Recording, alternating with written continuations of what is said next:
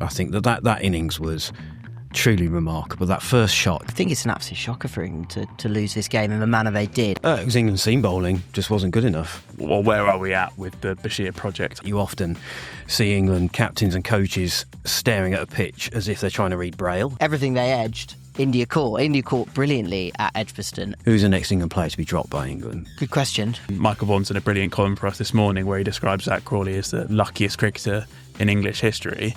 Longer term, I think he's got the talent to bat anywhere in this England team and to be the best player of his generation. I think the best solution is for them to lose the toss, really. It's the same old story. Hi, Stuart Broad here. I hope you're enjoying a great summer. I'm here with Laithwaite's Wine, the proud sponsor of the Telegraph's Cricket Podcast. Check out my Beyond the Wicket range of wines at Laithwaite's, inspired by my memories travelling the world playing this incredible sport we love.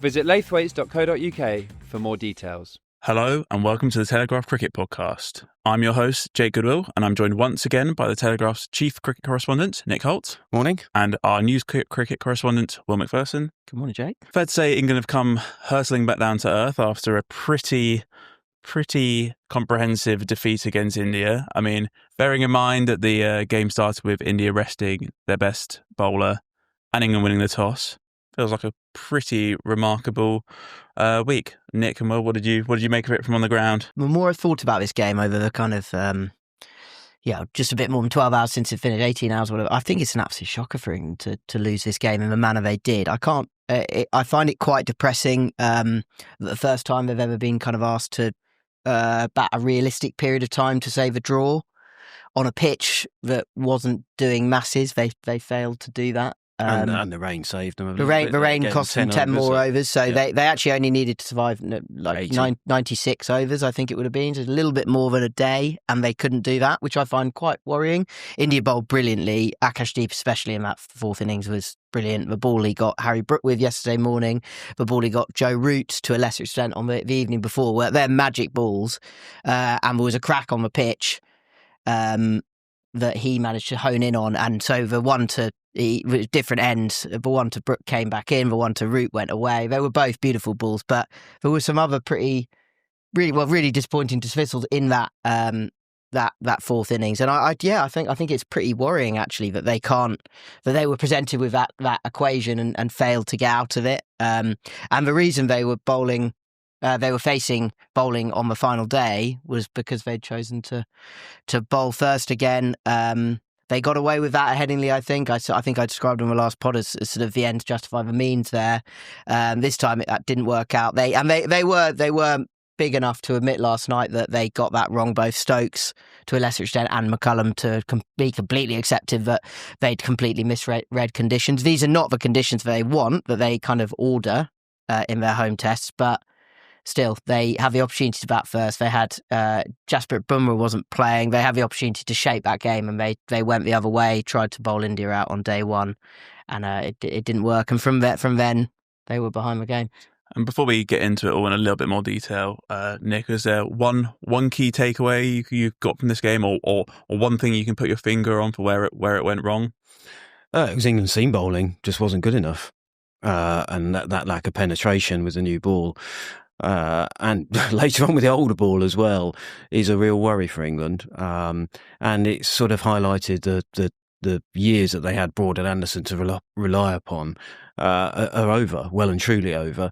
And that was put into stark contrast by the performance of the Indian bowlers. They outbowled England with a Duke's ball in England. Absolutely. Okay, right. Well, let's get into it in a little bit more detail with this series well and truly alive. The only place to start is the toss. Well, as you just spoke about there has now been a little bit of admitting of error there, which is not typical, you'd say, of the Bazball era. No. You know, owning up to mistakes is not really a big thing for them. I mean, I think we all kind of agreed after Headingley that they made a mistake with the toss and just got away with it.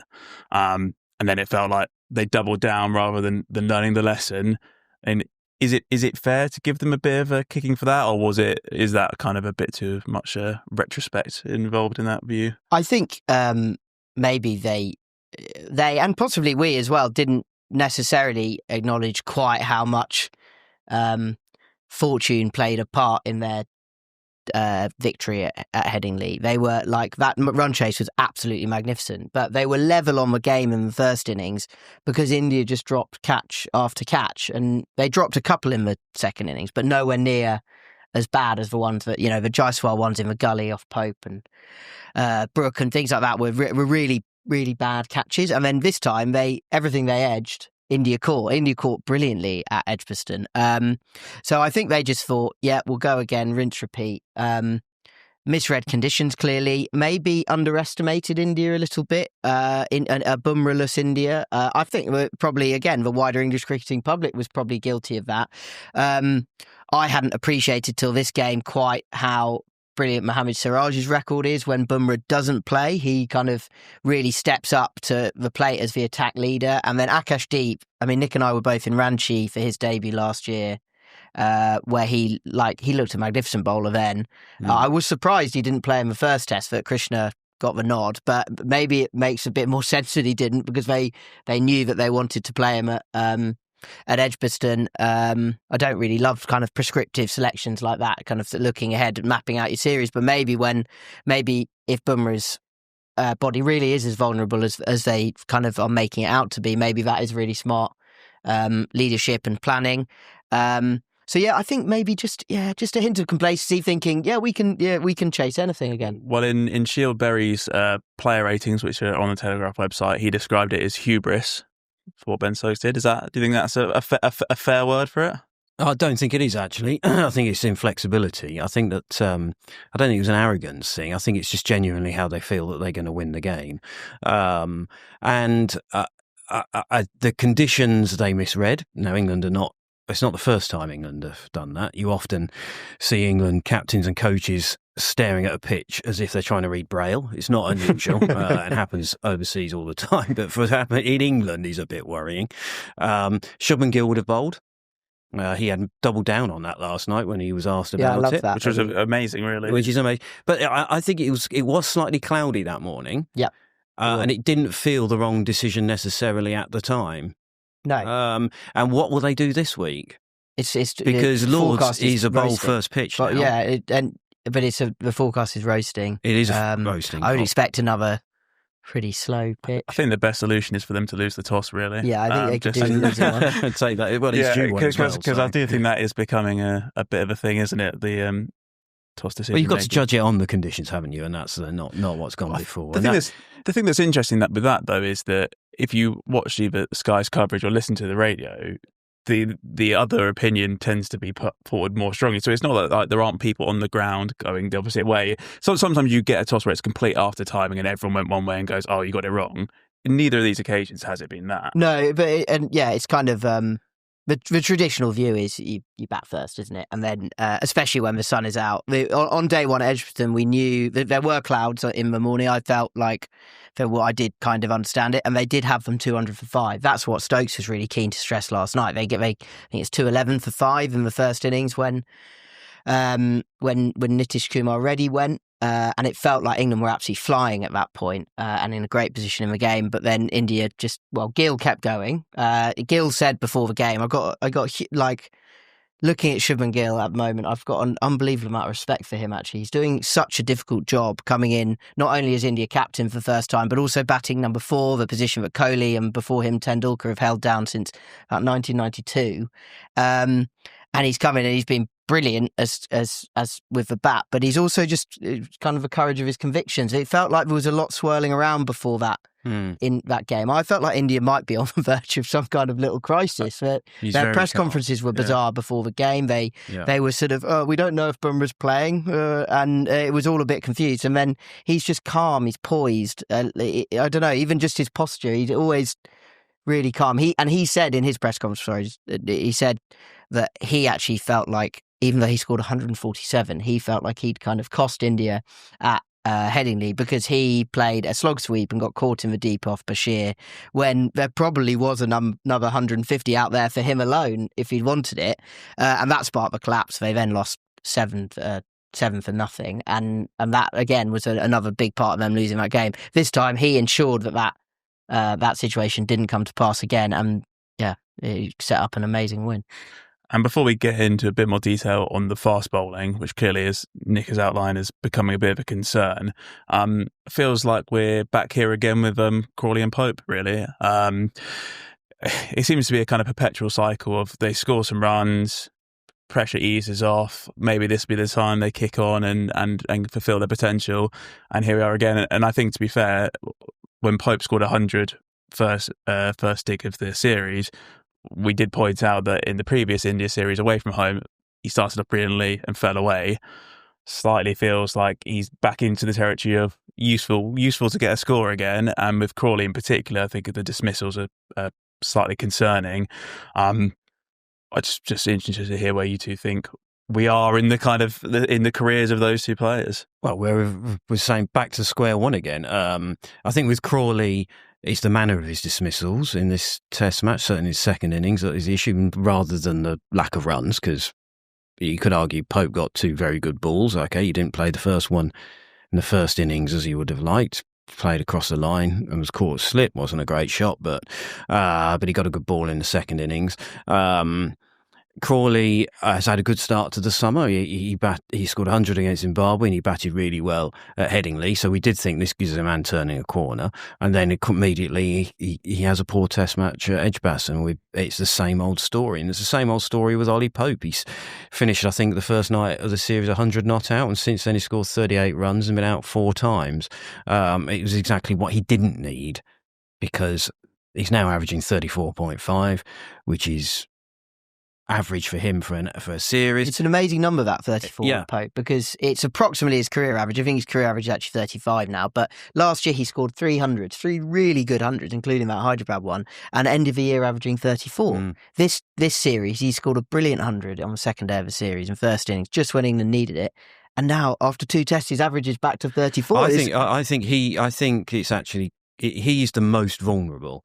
I think there'll only be one change between now and the start of the Ashes in that top 7, if any. Yeah, if any, yeah. If any. And if there is a change, I think it's going to be Bethel for Pope, as it should have been at the start of the series. That was what I wrote at the time, and I stick by that. I think that could still be the change that happens if Pope does not have a good match at Lords and he struggles. Maybe Headingley. I think the other thing with Pope is Old Trafford. I think the other thing with Pope is, beyond the kind of starting series when falling away, is the kind of his skittish start. And obviously after the first test there was very promising signs on that, but then first bowler, first innings here, and then he obviously hung around for a little bit in the second. But again, it's that kind of, even it's not just their overall kind of standing, it's specific things within the game where you think, this is changing, and then it comes back to it, and it's just, I mean, it's incredibly frustrating. And Michael Vaughan's done a brilliant column for us this morning where he describes that Crawley as the luckiest cricketer in English history. And to be honest, it's hard to argue with that when you look at his record, particularly, and potentially the lack of other options opening. But for Pope, you don't have that get out, because Bethel looks a great option.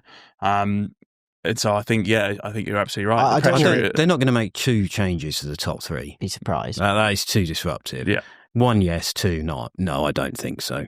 I don't want to let Crawley get away with it, because ultimately he's got a worse record than Pope, and Pope has proved himself to be someone who can make hundreds across his career in first-class cricket. He also plays for Surrey. He plays for Surrey as well. But he can also do 2 jobs. He can play as a keeper. He can play down the order. Yeah. If you're leaving him out, you're not leaving him out of the picture completely, whereas Crawley's only got 1. But that first innings dismissal for Pope was arguably England's worst of the match, I thought. Crawley's 2 shots were really awful, but Pope, to come in when Duckett had just got a duck. Duckett is sort of England's bizarre rock at the top of the order, isn't he? Because he doesn't play like a rock, but he is a really consistent run scorer now. But he can't do it every time the way he plays, so he gets a duck. England are in big trouble because India have made the better part of 600. And Pope comes out and he tries to hit his first ball for 4 against a bowler who got him out he got a pair in the game that Akashdeep played in Ranchi. And he got him out again. I just thought that was just an unbelievable, that was the skittishness back. And why, I think Vaughan mentioned it in his column, why, I'd just love to know why that skittishness is there.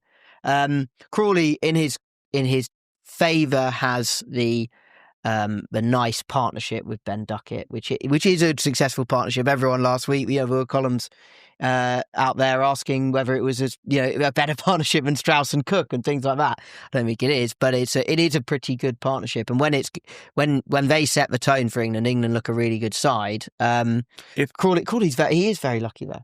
I was going to say if the consensus is that potentially only one change is likely between now and the Ashes, is there a world where anybody else could open instead of Crawley, who's in the top 7 now, allowing you to bring in Bethell? Or do we think it will only be Pope who is the one who could go? No, I think Crawley could go. I think Pope, I could easily see Pope, as I said, he does score 100, so I could see him scoring another 100. Who would open in that Well, scenario? I think it would have to be Bethell. If they really felt that Crawley, in the last India series at home in 2021, they got to the point with Crawley, and that is 4 years ago, and he was a young player picked on potential then. He's now played 56 tests, so you can't have that argument. But they got halfway through that series and felt they had to take him out of the line of fire because he looked so all at sea. So that it could happen again. I'd be surprised. I think they just want to get to Perth with him. But they also, this series is now on a complete knife edge, and if they lose at Lords, which does feel very conceivable on this quick turnaround with the attack they're potentially going to be fielding, with the attack India are going to have. They don't have a great record in recent Test matches against India and Australia at Lords. Anyone at Lords, really. Overseas teams often, it's almost a bit of a cliche this, but often raise their game at Lords. Bumrah basically sat out at Edgbaston so he could play at Lords because the players crave that place on the honours board, and you do often see it. England lost the last Ashes Test there. They drew in 2019 and they lost to India in 2021. So, the opposition teams often raise their game at Lords, and I think England could be in for a difficult week. And just while we're talking about the makeup of the top 7, on the positive side, an amazing test for Jamie Smith. 2 fantastic innings. What was so amazing, I think, about the first of those was Harry Brook is scoring 100 at the other end, and he looked like he completely outplayed him, outshot him. It was just amazing. It almost looked like a golfing quality between those two, which is an amazing thing to say. He played so well. The question, I think, on everyone's lips is, should he stay at number 7? Should he move up the order? Well, you wrote a piece about Ben Stokes' batting, which is another potential issue, and you suggested that Smith and Stokes swap round. Tim Wigmore's done a piece for us this morning where he suggested that actually Pope and Smith should swap roles because Pope's done well when he's kept batting lower down the order. Actually, the gap between Smith and Pope's keeping actually probably isn't massive, and Smith for Surrey bats at number 4 anyway, so arguably batting in the top order is less alien than batting down at number 7. Nick, what do you think is the kind of, do you leave Smith where he is, or is that something they need to look at? I think when Stokes is bowling as much as he is at the moment, I think there's a solid argument for swapping them round. I don't think you should contemplate batting Jamie Smith higher than that at the moment if he's keeping wicket. Longer term, I think he's got the talent to bat anywhere in this England team and to be the best player of his generation. I think that innings was truly remarkable. That first shot coming in on a hat-trick and cracking an off drive for 4, and he didn't look back from that moment. I don't think I've seen an England cricketers, probably since maybe Kevin Peterson, strike the ball as hard and as cleanly as him. And I know Harry Brook is capable of that, but sometimes Harry Brook loses his shape when he's doing it, but not this guy. He's total class. I think he's defensively tighter than Brook, actually, much well. tighter than Brook, defensively. I think I would say than almost any of the others, apart from Joe Root. Apart from Root, yeah. And I think the other thing with him that was very impressive was he started off very quickly and then he almost decelerated as the field went back, and he kind of went, just played smart cricket, and then he kind of accelerated again, whereas it wasn't kind of going straight up through the gears. It was very clever how he went up and down. That I thought showed a lot of class well. And actually, I thought the phases of that Brook innings, particular start, he looked a bit kind of headless chicken mode, which he occasionally goes for a few balls here and there. In the evenings in this series, Brook's batted poorly, but then in the morning he's come out and looked really good. Yeah. So, in the 4th innings I think he got the one unplayable ball with it, and it was an excellent innings, his 158. But you're right, he did get left in the shade, and I thought at the time I was thinking to myself, this is quite a cool development of this England team. If Harry Brook doesn't always have to be the alpha male firecracker in every partnership he plays in, that's great. Smith, actually both of them, I am just, without wanting to put a dampener on what was an excellent performance from Smith, I am worried about both of them with that short ball ploy. Yeah. I think yesterday's dismissal in my own mind, is not aging well at all. I understood what he was trying to do, and he probably thought if I could launch this third six, they'll probably give up on the strategy. And I think he's probably right, because they gave up very quickly in the first innings. But if India are just a bit more persistent with that, I don't think it's a strategy that can last. Smith plays that hook shot brilliantly, but it is risky. He's got out to it twice in the series. Brooks got out to it once. It reminded me a little bit of Bairstow in the first summer of basketball, where he was just, everything that was short, he was just taking on and just kind of putting it away. Yeah. And ultimately, you can only do that for so long. It's not a controlled cricket shot, is it? Before you get out. And I wonder if actually at that stage of this kind of Baswell evolution, if that was more acceptable, and now they might expect a little bit more thought about it. I mean, the boundaries were very small at and when you go down to Australia, and they're going to be massive. They're going to be massive, and that's when he's going to get bombed. I was saying, picking up on Book and Smith, I think we saw, no question that they're the carriers of the flame for the style of batting, and that we are going to see this England team play like this for the next decade. But also, I would say that Harry Brook is the next Test captain, and Jamie Smith is his vice captain. Yeah, I'd also say that a couple of years ago, I was kind of wondering. You have like a stream of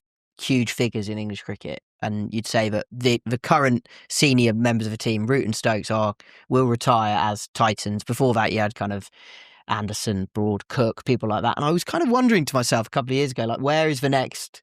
Who are the next ones? And I feel like Brook and Smith will carry that flame forward and be huge figures in the English game. Whether they're massive, Brook's probably quite a big personality. Jamie Smith keeps himself to himself, but they might not be personalities like a Stokes. But they'll carry that flame forward as big figures in English cricket. And just touching on their last innings approach, I mean, I think it became obvious that batting for the draw was the only option. Especially, again, as you say, the weather came in a bit on the last day as well. The whole point, I guess, of baseball is fully committing to everything you do. It struck me a little bit like they were kind of not fully committed to batting for the draw. They were kind of playing slightly oddly. I know they'll say that everyone has their own kind of method for how they go about things, but I don't know, from the ground, did you guys think they were fully committed to trying to grind it out and, get some kind of Monty Panesar, Jimmy Anderson style scenes at the end of the day, or was it, did it feel a bit different to that? I wasn't really sure how they were playing it, and certainly wasn't Paul Collingwood at one end and Trevor Bailey at the other. There was no Barnacle or Brigadier Block or whatever they called Paul Collingwood. I mean, there was no attempt at that. And Kumar Sangakkar actually made a good point on the TV. He brought up that Test match in Adelaide where A.B. de Villiers batted forever for 30 to save a game with Faf du Plessis. Now, you would never associate that kind of batting with A.B. de Villiers. And I did wonder, actually, is that a challenge for somebody like Harry Brook to take on that day? Could he really reveal that side? But he got an absolutely unplayable delivery. And as soon as those two wickets fell within 25 minutes of the restart of the game, it was over, really. They were not going to be good enough to hang on against a team's bowling attack that was maximising the conditions as well as India were. Now, could Jamie Smith have left that short ball and bored them out of that and batted and blocked a lot more and seen England closer with Chris Woakes at the other end?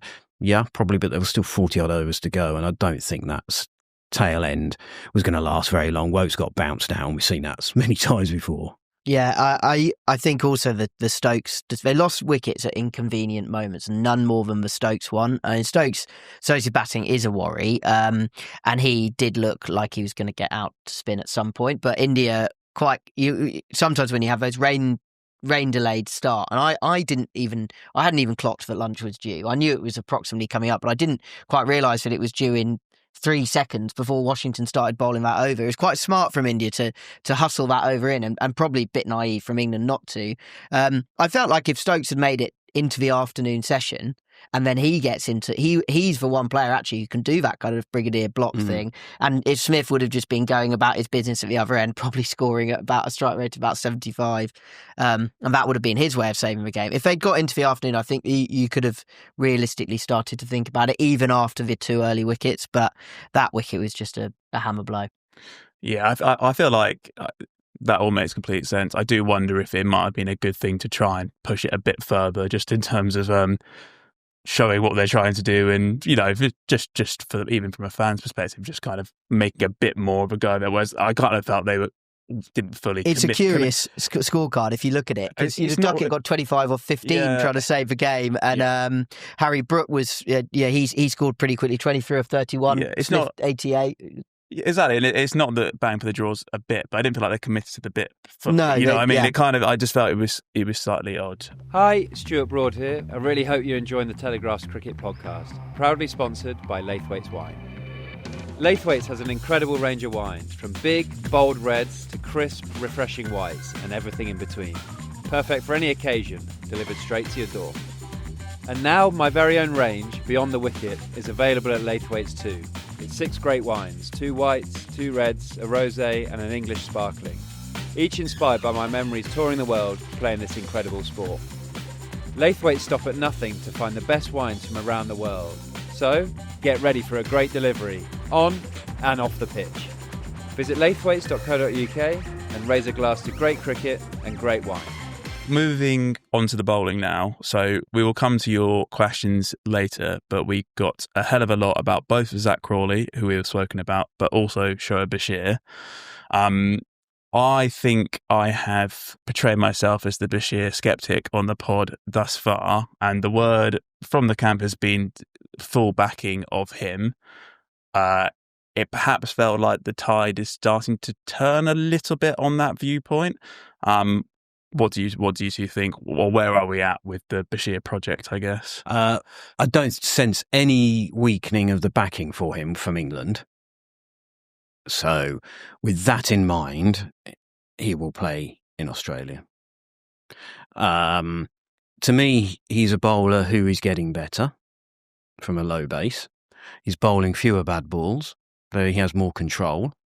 But these are basics. The bar is so low that if he's not getting absolutely hammered everywhere, then it's easy to think he's had a good day. What I think he's adding to his repertoire with the Karen ball, which is a good sign. He's not bowling the full tosses that we've seen in the past. That's a good sign. But he's a player who should be learning his craft in the Lions, not in the England team. And England need a spinner who not necessarily is going to win them a test match, because I'm not sure that's possible on these pitches in England this summer, but at least give them that option for stemming the runs in those overs where the Duke's ball goes soft. And at the moment, he's not able to do that. I think that the thing which we didn't actually mention in the toss is as well, though, Stokes is in England's approach to toss does not say we have confidence in our spinner bowling in the fourth innings, and equally they are making it harder for him. They are making it harder as well, which I think is question. Playing against India as well, remember. Yeah, which is plays a spin. Yeah, which is absolutely a fair point. But I guess the point that we've made previously is because he offers little with the bat or in the field, is he a luxury player? Is he a luxury pick? I guess is the question. And I know we've spoken previously about Liam Dawson, or there's a talented player called Rehan Ahmed you might be aware of. But it obviously doesn't feel like there's a ready-made alternative. So it might be that England are going to stick through to the Ashes, and that's what we're hearing, and that's what the sounds are. But that doesn't necessarily mean it's the right decision. No, I'm not saying it is the right decision. I don't think it is the right decision. I think they need to pick a cricketer who can offer them more right now in this team. Bashir, Pope and Crawley will be the 3 players they stand or fall by. Yeah, I am increasingly... I like Bashir. I think he's good. Yes, that sort of work in progress thing. I'm increasingly of a mind that he just doesn't actually work in this England team. The profile of cricketer that he is, an off spinner who doesn't bat or field particularly well, doesn't make sense when you're a bowl first.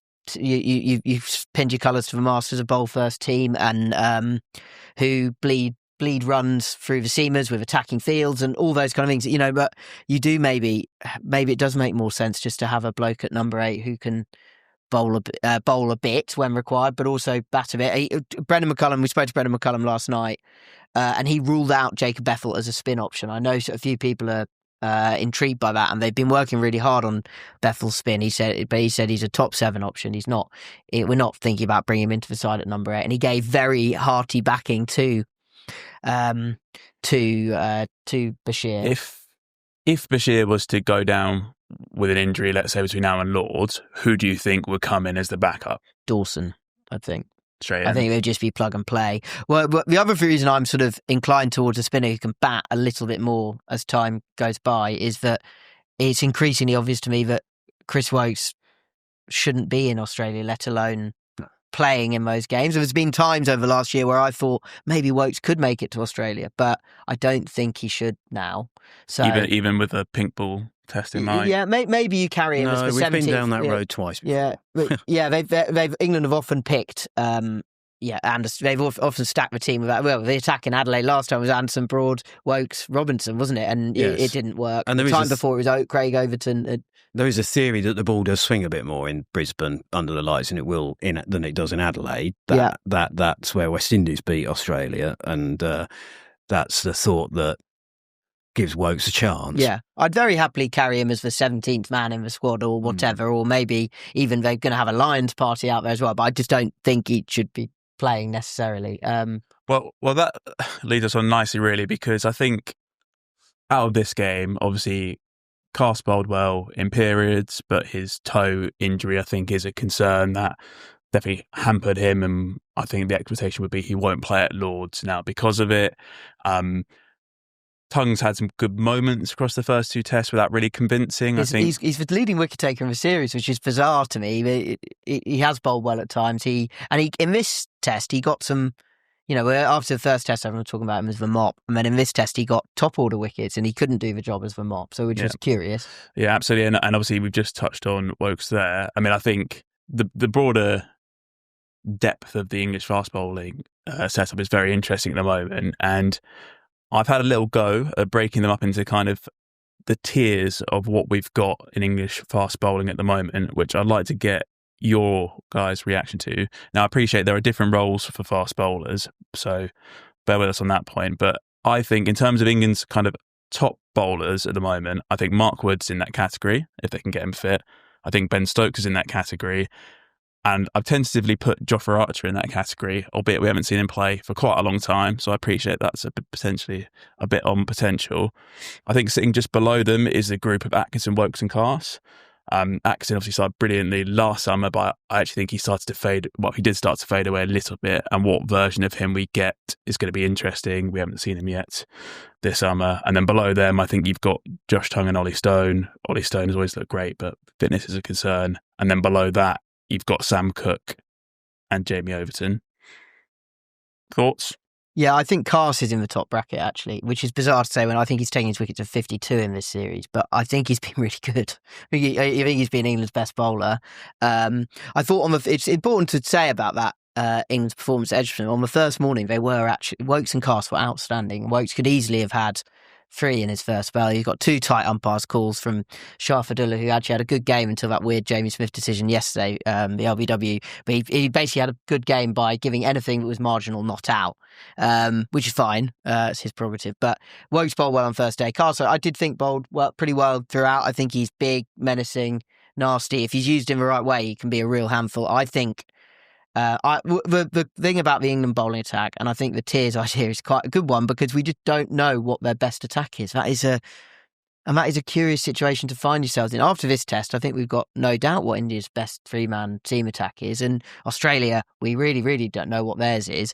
With England, it's just a lot of bowlers who are of a similar level. I agree Wood is a level above. I think Stokes is bowling very nicely, which is great. Well, if we go with your version of that, then what you would say is England's best 4 bowlers, you'd say would be Wood, Stokes, Cast, potentially Jofra, depending on how he looks, but you wouldn't say is an attack. No, you wouldn't expect those 4 to play together. I think the attack for the Perth test, say, or for maybe for the Old Trafford test or the Oval test when things open up a bit and a few more bodies are back. I think the preferred attack is Atkinson, Wood or Archer, managed carefully, Cast, Stokes. You agree with that? Yes, that is their first choice attack, no question. They would love to play Archer and Wood together, and maybe they will, but it would be without Cast or Atkinson at that point. I'd like to see Tongue given a chance not to be the battering ram. I think he's better than that. Yeah, he bowls some beautiful balls, but he also bowls a lot of 4 balls. He does spray around a little bit, and he starts with a bad ball, and he's got a little bit to learn, but I think he's done better than his figures suggest. I know he's taken 11 wickets, but most of them are tail enders. I think he's a good understudy for Cast. Yeah. I think they're quite similar in profile. I mean, I that's the way I see it, but maybe I'm wrong. So you're fully convinced on Atkinson that he is kind of up there with the England bowlers they've got at the moment. Well, we'll see how he comes back from his injury. I'm not fully convinced. No, I think he at the moment he did go off the boil a little bit last year. There's a bit of second season syndrome. There was a bit of second season syndrome. He struggled in New Zealand. He took a hat trick, which polished the figures a little bit. Yes, but he did look tired, and he's only had one. He hasn't bowled since the Trent Bridge Test. So yeah, I mean the hat trick was wickets 8, 9, and 10 as well, wasn't it? But but I also think that's fine because I feel with Atkinson he showed it even in the Lord's Test on debut last year when he took 12th. He just had a happy knack of getting wickets, and maybe teams. He had quite a lot of bowling though. Find you out. Yeah, no, he played 5 first-class games for it. I was talking to him about this actually recently, and his year was incredible. I'm not surprised he tired because before last year he'd never played more than I think 5 first-class games in a calendar year. Last year, he played 5 first-class games and then 11 test matches. So he played 16 first-class games in a year.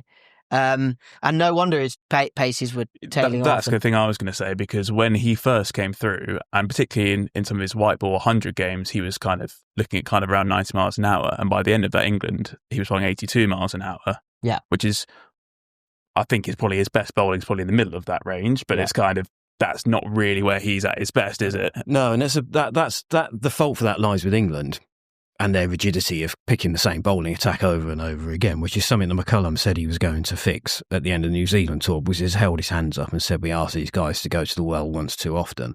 Carr should never have played him at Hamilton Test. He shouldn't have done, no. And but I still feel that they are tempted to do that. Yeah, especially when they've won. Especially when they've won. Yeah, they're very bad when they've won about looking at further down the line. Now, you can't. Now, India, we got to give them a lot of credit for what they did by sticking to this Bumrah plan because they knew how good Deep could perform and they knew that Siraj always seems to step up and they've got a big squad with them as well. Yeah, so they do have a lot of options. They haven't used Arshdeep hasn't played yet. I think Harshit Rana's still around. Yeah. He played in Australia. So, well, that all leads us on nicely to what paces are we expecting to see at Lord's? Obviously, I think, as I said, expectation cast out. 1 change, 2 change. What do we think is likely? I think 1. You think 1, don't you? I think 2. I think they're going to have to make 2. I think I just don't see. I mean, I think England are pretty tired. They have through. This is their own issue, but they've spent a lot of time in the field. I think heard something about there's a PCA golf day today. And a few of the players who might have played aren't going to play. They're all going to the event. They must be tired. They must be golf. They need the time off the feet, though. They've spent so much time. Even that Test match just now. Yesterday was the only day they didn't bowl. Yeah. Well, I mean, Stokes is something pretty amazing after the first Test. Did he say he was a shell of a man? Shell of a man after the first game of the series, which I thought was something. And they've also conceded at least 1,700 runs so far this series, which is a lot of time in the field. So no tongue, no cast. I'd be surprised if those maybe Tongue will go again. Maybe I'm underestimating his durability, but I don't really see how Cast can play. The noises were last night that Cast. Archer for Cast. Well, I mean, Wokes looks knackered as well. Yes, he does. They did look after Wokes a bit in the second. Famously good at Lords, though. Yeah, he averages 12. You probably have to pick him at Lords. Yeah. So we think Wokes, Archer. We think Archer's big return, and I think Jamie Overton might play. Okay. Which would be a bit left field. He's also got the issue that he hasn't got massive bowling under his belt. Is he just 1 test? He's played 1 test. And he scored runs, didn't he? Yeah. It's a nice Headingley in 22. So I think that could happen. Atkinson maybe, but people seem to think it might be 1 test too early for Atkinson, which is interesting because initially that was quite an innocuous injury in the Zimbabwe Test, and then he was ruled out of 1 test. And then he was ruled out of 2 tests, and he's in the squad for 3rd, but it feels like he's not going to be ready. And just on the Jofra point, I mean, his return is going to be a huge deal. It's been so long since we went from Test cricket. Obviously, asked you both last week whether they should play him at Edgbaston, and you both thought no. Same question this week. Should he play at Lords? I think he has to play at Lords. I think they've gone so far down the road with him that he has to play now, and they've just suffered a very bad defeat when their attack was exposed, so they do need Archer's extra pace. And they would say, look, he's been ready for months. We've selected this game as his comeback. We could have picked him before. We could have picked him against. Well, they could have picked him against Spurs. He broke his thumb, but if he hadn't have done that, he could have played in that game. If he hadn't broken his thumb, that was a non-bowling injury. So you have to kind of put that to one side. there's even some suggestion they could have picked him for New Zealand. Yeah. Last year before Christmas. So they're saying, well, he's ready to go. Mm-hmm. So yes, they have to pick him this week, and it will be an absolute blockbuster watching him and Bumrah in the same test. And you agree? I agree. I don't think. I think the days of, you look at the way England and Ben Stokes approach build up to things. Stokes has basically entirely stopped playing warm ups. He does all of his kind of bowling readiness in the nets and training. I think maybe he's taken it a bit too far, but at least Archer has played a first class game. People seem to, the kind of the concern is the almost not so much for bowling readiness, but the time on feet in the field, all that, what that takes out of you. And I do agree that is a concern, but I just don't think. I think those days of, I think England feel they've only got four. Archer might have 4 or 5 first class games in him this summer. Why use up any for playing for Sussex? I think the other thing on that as well is I think how England handled Archer early in his Test career, particularly under Root, particularly in New Zealand, was not good. But I think the England setup has been incredibly good to Archer since then. And actually, I think England need Archer. This is a massive series. It's 1-1. Not only do they need to get a look at him with only 3 tests to go to the Ashes in mind, I think they need him now. And I think they put a lot of time, a lot of effort, a lot of everything into him. And there is an element of Archer also needs to repay back that faith as well, I think. And it's what better chance to do it than at Lord's, Series 1-1. As you say, Bumrah and Archer both going off in the same test could be absolutely blockbuster. It's quite a similar situation to the 2019 arrival in that... a lot of that anticipation about that. I mean, I reckon that was that at the time was probably the most anticipated England debut since KP in 2005, and even before that would have been Graham Hick. I reckon the anticipation about this guy coming in. But Steve Smith had just scored 200s at Edgbaston. No one had any idea how to get him out. Now Archer didn't actually get him out. He's never got him out in Test cricket, but he did knock him out of a game, which England then won at Headingley. So Subman Gill. England have just suffered a damaging defeat at Edgbaston. They can't work out how to get Subman Gill out. So yeah, it's quite. I do think there's a few parallels there if this is the game that he comes back for. I think also you remember that I know that there's a lot of talk about you got to be bowling fit, you got to be get the overs in your legs, and you've got to have that time standing in the field. I understand all of that from ex bowlers. I just think the guys these days are better conditioned. He looks very strong, than they've ever Archer. been. He looks very away big from the game. Yeah. So that, I wonder whether that changes things a little bit, whether that makes them more able to, just like you say, plug and play. There is a danger because Ben Stokes is able to do that. And I think it's a bit like warm-up matches, where he doesn't bother with warm-up matches, he doesn't need them. But Stokes is a bit of a one of a kind, and others mere mortals do need those games. But I think with Archer, look, it's going to be the biggest ticket in town watching him run in from the pavilion end and potentially taking on Subman Gill and knocking him over. Yeah, well, I think we do need to talk about Subman Gill. I mean, what an amazing start to life as India captain. I think it was one of the biggest questions coming into the series, how he would go in his first time in charge. No Rohit, no Crawley. And I think there was a question about whether not having those senior players around him would make life harder or easier. But it seems like he's grown into the role, taken it on. Nearly 600 runs in the series so far. People are talking about whether or not he can beat Bradman's record of 974 runs. I mean, it is one of the most amazing starts to a Test. If the pitches remain this flat, that record is in danger. I mean, he's 585 at the moment, isn't he? 974. So he'd probably need a big score, a score every game. But it does feel realistic. The balls are not doing masses. The pitches are very flat. I think actually even Gill himself said last night that the kind of essence of playing in England is slightly being lost by the conditions at the moment, which is really interesting. It feels like these are the most, the perception has been Bazball's been played on flat pitches, and it's been kind of, this is what England want. I think this has gone way beyond what England want, and the conditions are far too batting friendly for. And kind of both games have gone into the deep on day 5, which is good in a way. But yeah, it's been quite slow going. But Gill has just been so disciplined, especially at Edgbaston, in eking out every run available to him. And yeah, amazing. And just before we move on, if I ask you both to put your captaincy hats on, beyond just giving the ball to Jofra, any thoughts on how they try and get him out? Good question. I don't think you can bore him out. Oh, Ben Stokes' job is safe then. Yeah, I don't think you can bore him out, which is the issue. I don't think you can just hang it outside his off stump.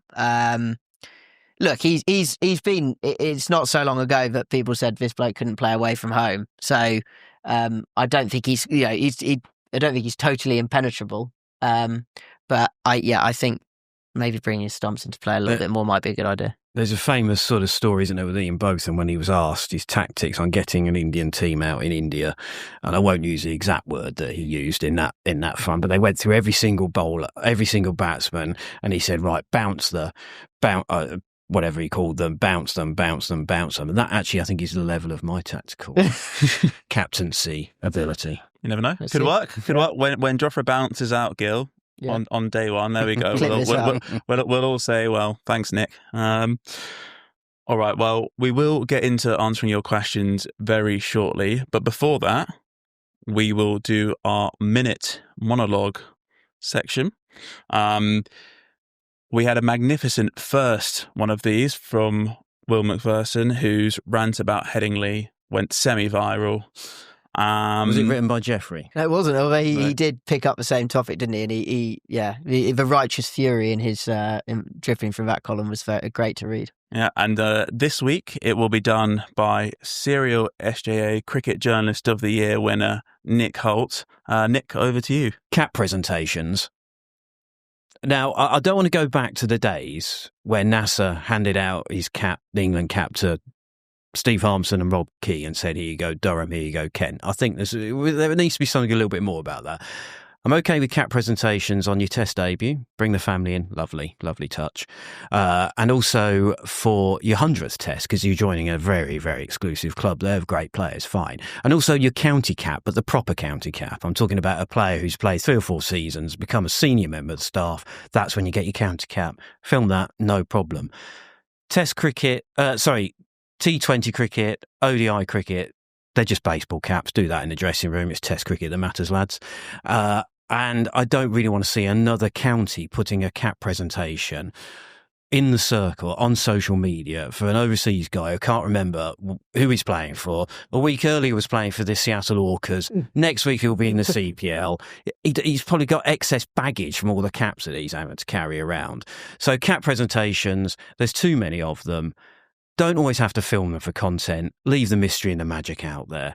Leave it to test debut, your 100th cap, your county cap. Because I tell you what, if not, soon the ECB will be having cap presentations sponsored by cornflakes or whatever, because there's money to be made in everything in cricket. Oh, that was very, very good as well. Heartless Holty. I think I've now turned into my dad. That's moaning about the modern world. Oh, there we go. Right, well, we'll get into your questions now just before we wrap up. So the first one comes from Alan Hyam, who has suggested that there was a reasonable amount of dumb cricket played by England, in his words, and he wants to know, do England lack cricket smarts? I think they still do a bit, actually. That was one of the things that frustrated me so much about this game was that they did look like they had turned a corner in terms of the kind of maturity and way they were playing the game at Headingley. And maybe that's just because they won, I'm saying that. And if they'd lost, we'd have pointed out all the moments that were done there. But I felt like the way they approached that first, the second evening and the fourth evening with the bat after India had ground them into the dust, I know they're tired, but the top 3 are experienced players now. And for Crawley to get out, but the way he did in both innings was worrying. Duckett, I think he was going along fine, actually, and then got a good ball in the second innings, but still need to be there. And Pope's first innings shot I mentioned earlier, I thought that was dumb cricket. Jamie Smith, I do think it's so hard to criticise him. I think he is my favourite player in the world to watch at the moment, but the bouncer strategy is going to be tested. He was probably a bit too loyal to the tail as well, or back to the tail a bit too much in both innings. A couple of times they were, the first innings deficit was 180, so they barely avoided the follow-on, and he went for boundary at the end of the over, and then I think it's Tongue and Bashir, the two last men, got knocked over very quickly by Siraj. So, yeah, maybe there's a few smarts they could tighten up on. I think the Michael Vaughan was calling it Bazball with brains, wasn't he, after Headingley? I think we're still not quite there.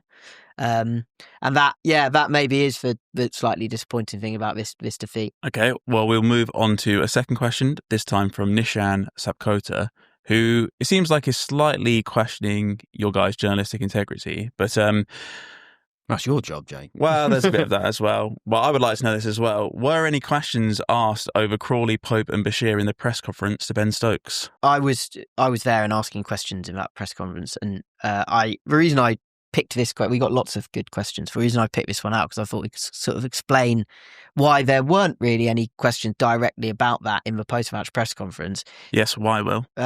Because you sort of are asking in that moment, you're asking about the state of the game, why, kind of why England lost, and not necessarily looking to single out specific players. And partly because you know that Ben Stokes in that situation is never going to engage with you on those topics. He backs his players to the hilt. Whereas I was also involved in a huddle with Brendan McCullum afterwards, which is kind of gets held back until today, where questions were asked about those players, particularly Bashir, in his current situation, but also Bethel and what his role could potentially be, which obviously has direct links to Pope and Crawley. So it's more about the setting, I suppose, that Ben Stokes sat on a top table press conference picking through a defeat. It's just he's simply not going to engage with sort of fishing questions about players who've underperformed in a game. I can't remember him ever engaging with anything like that. So it was almost it's a futile exercise. You talk to him about what he got up to and what, you could easily, a more worthwhile question to Stokes than talking about Bashir, for instance, might have been talking about his own form in that setting. So it's just about the setting. There are clearly lots of questions being asked about those players, but England aren't going to engage with them. It's good to get a second-minute monologue of the episode in. And the final one is for... What did you ask about then? Well, I asked about Brydon Castle's fitness. I asked about whether any of the bowlers could play whether any of the fast bowlers could. Did you ask about Jamie Smith moving up the order? I asked Brendan McCullum that, yeah. Good, thank you. He said no. And then our last question comes from Alex. This one's for you, Nick. He just says, is this England environment too safe and comfortable for the players? Oh, that is a very good question. I would think it probably is a little bit safe and comfortable for some of the guys in the top order. That's why they keep playing. It's why Zach Crawley is the luckiest cricketer in England, according to Michael Vaughan. You don't want chopping and changing. You don't want to go back to the days where players were left out after one or two games because they had a bad game.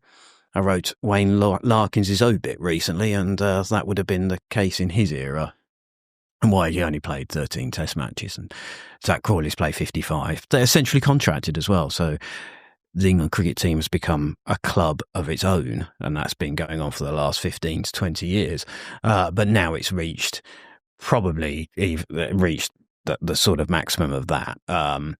So yes, he's right. It is a little bit cosy. It's very hard to get out of this team at the moment. I think it is cosy, and that is both a strength at times and a weakness. We saw this week their treatment of Archer. It probably, as it got closer and closer to the Test match, it became clearer and clearer that Archer was never actually going to play, but they were getting him around the environment to understand how they do things. He hadn't played Test cricket since just after the early days of the Chris Silverwood era. What a time. Yeah, they were very different times. And he hadn't played since COVID as well, COVID bubbles, which is also a completely different time. So, yeah, that's nice that they care about the vibe and getting together and all these things. But it is cosy sometimes. I'm going to take his job and ask a question now, because I don't know the answer myself. Not counting the third seamer, because that doesn't count. Who's the next England player to be dropped by England? Next player to be dropped by England? Good question, because I think if Ollie Pope was left out, he wouldn't be dropped. From the squad, I think he would remain in the squad. I think he would remain the spare. Do you see what I mean? Like the cosy club thing. I don't think even Crawley, maybe if he was left out of the team, I think they might keep him around. It is kind of that club vibe where he remains in the squad but doesn't make the 11. So yeah, big statement droppings don't really happen anymore.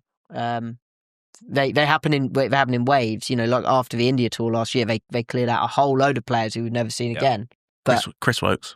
Maybe Chris Wokes, yeah. Would he fall into that third seamer category, though? I don't know. But I think you might never see it. I think you could. This be the last time you see him might be this summer.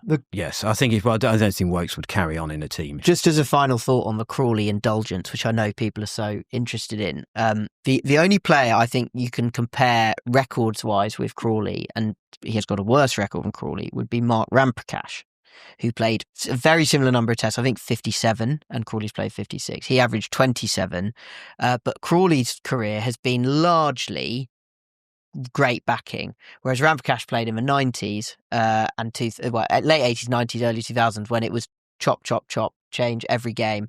So Ramprakash I'd love to see a map of Ramprakash 50 tests, like kind of how the fits and starts they came in. We know that Ramprakash was a truly elite first-class player. He scored 114 first-class hundreds or whatever it was, whereas Crawley scored about 12 first-class hundreds, I think. If Ramprakash should have the backing that Crawley had, I find it impossible to believe that he would average 27 in Test cricket. I know there were sort of weaknesses to aspects of his game that meant that, but that's the differences in the eras, isn't it? I think encapsulated. Crawley's going to get these. He might play 100 tests, and his average won't be that much more than it is now, because it will take a lot of moving from 31 because there's such a big sample size. But they're the only two. He's the only comparable records-wise player that I can think of. He played so much cricket for England. Well, it sounds like there might be a piece in that, Will, so you might have just given yourself a job for the day. Right, well, look, that is all from us. A big thanks to Nick and Will, as always, and a big thanks to everyone for downloading the podcast. The three of us will be back next week to reflect on the third test. In the meantime, head over to the Telegraph website, where there is lots of great stuff from Nick, Will, and all our writers and pundits. There is a Michael Vaughan and a Geoffrey Boycott column waiting there at the moment. And we'll be back after Lords. Goodbye. Hi, Stuart Broad here. I hope you're enjoying a great summer. I'm here with Laithwaite's Wine, the proud sponsor of the Telegraph's Cricket Podcast. Check out my Beyond the Wicket range of wines at Laithwaite's, inspired by my memories travelling the world playing this incredible sport we love. Visit laithwaites.co.uk for more details.